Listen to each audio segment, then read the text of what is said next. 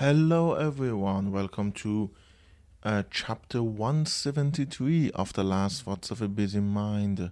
This one titled, I'm Afraid of Things Yet to Come. Of course, the name is an allusion to Ghost of Christmas Yet to Come from Charles Dickens's A Christmas Carol, because we're in December. Now, this is my first December episode, so yeah. Great. I'm recording this at 11:15 p.m. I am just done with my antibiotics, which if you haven't heard, I've talked about in the last episode. In this week, I was finished with them, and then last night was one of the most labor-intensive days I think I remember. I'm very sore all over, and today I had a couple of meetings back to back, and by the time I realized I haven't recorded it, it was a bit too late. But I'm recording it now. Hopefully, I can put it out at the right time. Again, this is not going to be about how I'm just slowly losing my mind or losing everything because, well, it shit like this happen, okay? They just do. And I'm learning to let them go a little bit, you know? I didn't plan for it to turn out this way, but I was very tired. Like, I came back home at 6 a.m. I was just tired, and then when I woke up, I had friends over. We played board games, and then I had a audio recording session with someone for a video that I needed to make. And so, yeah, I kind of forgot to do this. I should have planned it better, yes, but things don't always go according to plan. Anyways, all of this. My drink today is, if I can find it without looking, I can't. Oh, I did. It's sparkling water, and it is pink grapefruit flavor. It's not actually pink, which is very odd. And it's been open for 2 days. So virtually there is no, and I mean no, carbonation left in it. But still it tastes amazing. I fucking love these things. And, well, why did I name this one I'm Afraid of the Things Yet to Come? Before I get to that, I have a favor to ask. I know this show doesn't have a lot of listeners, but at this, it's one of my many platforms that I do actually regularly come back to. So hopefully, people who are still listening are people who will do this favor to me. I'm working on a project with a friend of mine, and there is a survey linked in the description. I'm actually going to write it in my notes so I don't forget. And this survey is for Iranian gamers. It's in Persian, which I know feels weird because I'm not talking in Persian. But if you listen to this, please do go take that survey. It will help us a lot. And if you know any gaming communities, especially Iranian gaming communities, do send this survey there and ask them to take a few minutes and answer the questions. It's not too labor intensive, hopefully, but yeah, hopefully I see some answers come there. So sorry, this is the favor I had to ask. But why am I afraid of things yet to come? Right now, in my life, I've talked about immigration quite a lot, especially on this show. If you go back, there's always, like, end of the year episodes, it's always, oh, this year I'm gonna do my IELTS and I'm gonna finally find out how I can immigrate. And truth is, it's been much more urgent lately due to geopolitical reasons. The question of when there will be a war with Israel, not if there will be a war with Israel, is a big question that is hanging there, as well as worsening economy and a lot of reasons. It's becoming more urgent right now, as well as conscription. Mandatory conscription, fuck that. But, this is a very big but, I've never been this close ever in my life to actually immigrating. I haven't done it. Like, I'm not leaving tomorrow. I haven't even submitted my application yet. But this is the closest I've ever been. I have all of my documents translated and everything. I have written a very basic outline for my SOP with massive helps of Ghazale.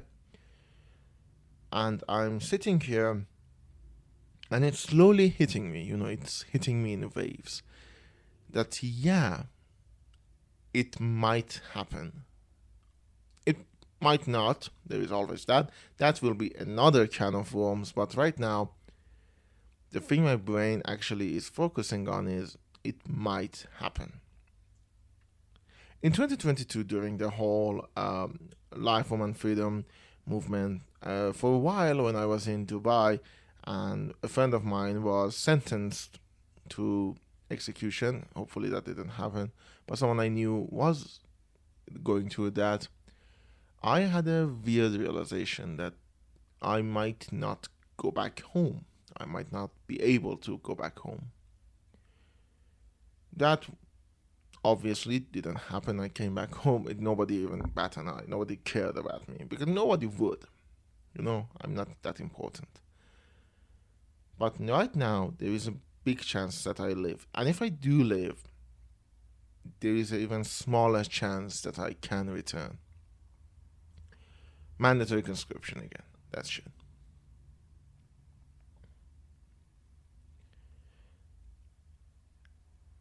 And I'm afraid.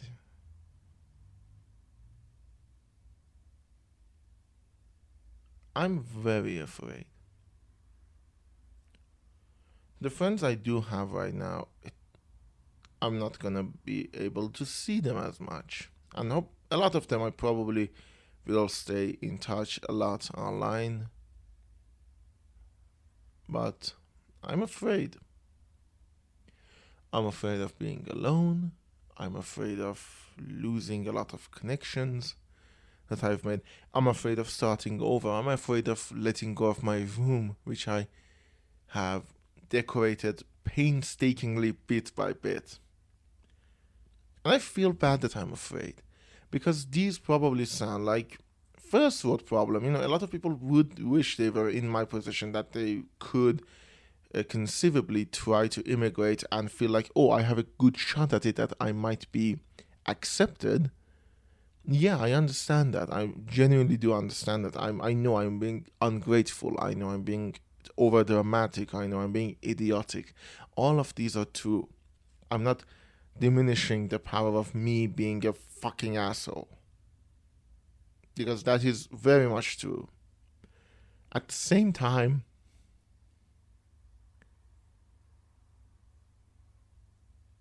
I am afraid. I'm afraid of things yet to come because, truth is, I'm 27 years old, and at the same time, I feel too old to start over. I'm not gonna make friends at this age. I'm not gonna make meaningful, deep relation with people at this stage. I'm not that likable to begin with, so it takes a lot of time for people to even consider becoming my friend. So, how am I gonna deal with the loneliness then? And okay, this is over dramatic. This is not true. But again, a lot of things I've said are not true. I know it's not true. Part of me wonders, do my friends in Iran will even notice that I'm not here anymore? I don't know. I don't know that. That sucks. That really sucks that I don't know that. At the same time, I look at my friends who are outside of Iran and they are living their lives and they're doing the same shit I do here. And I feel like, oh, maybe it's not too late. 27 may not be too late to start a new life. somewhere else. A life where I can finally say some stuff that I want to say, reveal some stuff that I want to reveal, and I don't have to deal with a constant barrage of internet restrictions and bodily restrictions and I don't know, all of these restrictions. I don't know. Maybe it would be good that I can be in a place where I can express myself in a language that I feel comfortable to express myself in and not the language that I am forced to because it's my mother's tongue. Maybe. I don't know. At the same time, will anyone ever truly understand the shared experience with me because they haven't gone through the same shit? Will they understand the burden of living in this country better than people who have lived through this country?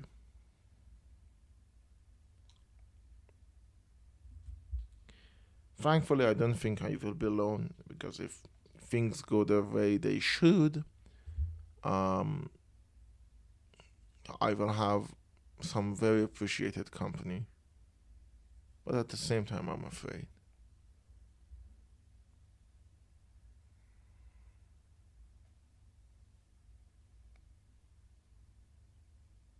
There is this quote, I have put it in my Telegram channel. Um, the big one, I have two. There's a big one and there's a daily one. The daily one I haven't posted in 2 days. It shows you how daily it is. But the big one, the main one, the one that has all of the stuff I do, there is a quote there that is pinned. It's a joke. It's a conversation between anxiety and depression. And anxiety is, how will people remember me? And depression is, they won't. Part of me is feeling that,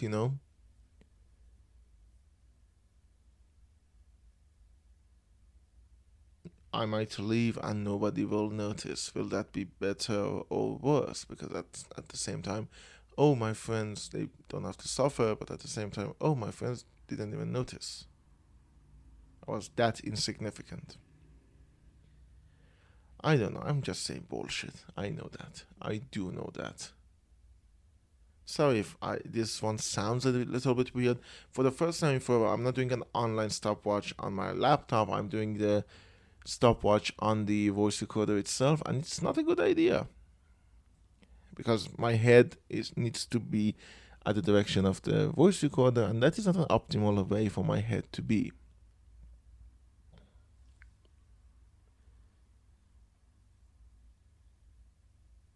I don't want to be stuck in Iran. I don't see a future in this country. I wish I did. I am genuinely, and I do mean genuinely, angry. I feel anger, nothing but pure white anger, even though I'm not white. Haha, topical race joke. I feel nothing but pure anger for everything that has led me to believe, oh, I don't have a future in my own country. From geopolitical reasons, from international reasons, from internal reasons, from the Islamic Republic to Donald Trump, to Henry fucking Kissinger, to Anthony Eden.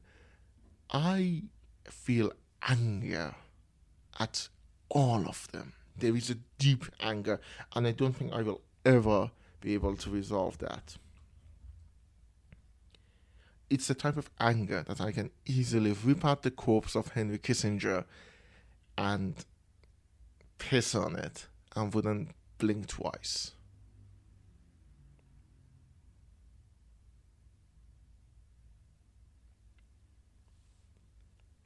I hate that there is no way for me in this country to succeed. I hate that I'm limited in this system. I hate capitalism in general, but that's a bigger question for another day. Right now, I'm dealing with personal stuff. We'll talk about society later. I'm angry at that, and I don't want to leave.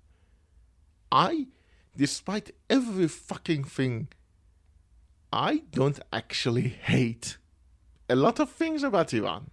I love my friends in it. I love a lot of literature. I do actually, despite my insistence on not talking it and saying it limits me, I do actually like the language. I do like making short movies with my friends. I do like a lot of movies in Iran. I like a lot of cinematic auteurs in Iran. I love Ali Hatami. I love Hezar Dastan. I love a lot of food. I like a lot of specific regional things in Iran. I like the accents. Despite how much I fucking hate that place, I love Isfahani accent. There are things in this country I do like. There are a lot of things I fucking don't. I don't like how apparently pro-fascism we've gotten. I don't like how when I look at the history of Iran, it's a history of mismanagement and idiots defending that mismanagement. I hate a lot of things in Iran that aren't about geopolitics or sociology. I just hate a lot of things about the people and a lot of things about the language and a lot of things about the food. I hate qeimeh. No, not qeimeh. The other one. I hate gourmet. I hate gourmet sabzi a lot. Fuck you. Fuck you if you like gourmet sabzi. I don't care. It's a shitty food. It's beans and grass and leftover meat, and you know I'm fucking right because if any of those things were good, it would have been qeimeh or fesenjun. Fuck Homer Sabzi. Anyways, what I was saying. There are a lot of things I genuinely hate, but a lot of things I genuinely like. And the fact that I'm not making this choice, I'm not making this immigration choice out of a feeling of, oh, I would like to see the world, I like to go out and see how everything else is, but I have to choose because, oh, I have to run from this place. It fills me with anger and fear. It's a kind of fear that when after last night for like a day of not even labor intensive but just having fun in a pool with my friends, I'm like, oh my god, will I be able to fucking live?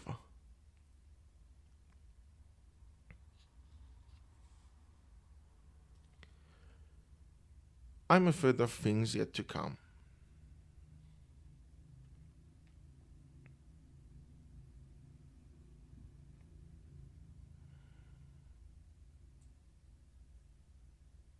I don't know how else to say it. I know I sound spoiled. I am very much spoiled, I know. But I'm afraid. I'm still afraid. I don't know what can help it. There's a part of me that wishes like I sleep and I wake up and everything is okay. Iran is not in an economic decline. The Islamic Republic is gone. I can see my friends be happy and I can be happy. And we can go on just do what we like. But that it won't happen tomorrow. It's another day. I have to get up and wonder what will I do next. So upbeat, I know. Sorry, this one was messy. This one was very messy. A lot of things happening. I'm afraid. I'm disappointed in myself. I haven't done anything about the Dracula video. I don't know what will happen. So if you want to see more of this mental breakdown, don't forget to like and comment and subscribe. If you're watching this on YouTube, which probably will be a bit later than the audio version for reasons that only my OCD will understand. If you have Castbox, you can comment there. I've enabled comments on Spotify itself. You can email me. There is a lot of ways of reaching me. Don't forget to do the survey as well if you were listening to the end. And don't forget to share it, please. That's the main thing. Even if you don't want to do the survey yourself, share it in places where you think people might answer these questions.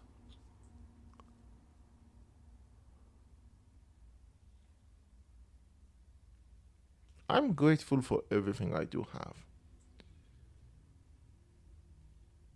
Part of the reason I feel anger and fear is because there are things I do love in this country, and you know who and what you are.